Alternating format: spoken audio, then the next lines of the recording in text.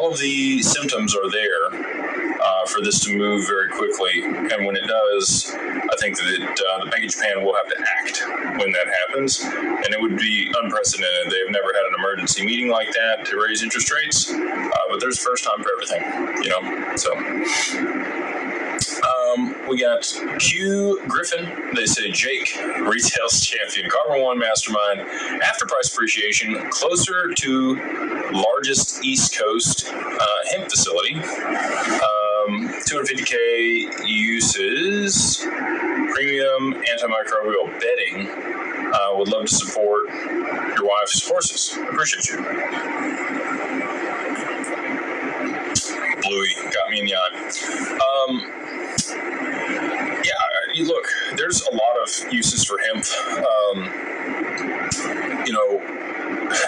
if you really want to go down the conspiracy rabbit hole on the hemp deal, marijuana was put out in the papers in the early 1900s as something that would cause you to rape people and do horrible stuff, and it was propagated with that narrative, and that's what helped get it made it illegal. But the real I think people behind that narrative were people that had the cotton gins and paper, because hemp, the Constitution's actually written on hemp. That's why it's lasted so long. But as far as clothes, and there's a ton of things that hemp can be used for. Bedding, like you mentioned here, antimicrobial. There's a lot of applications where it's actually more suitable than what we use today. But because it's not produced at scale, and the weed leaf is illegal here in the U.S. and continues to be, you haven't seen the proliferation of that. So,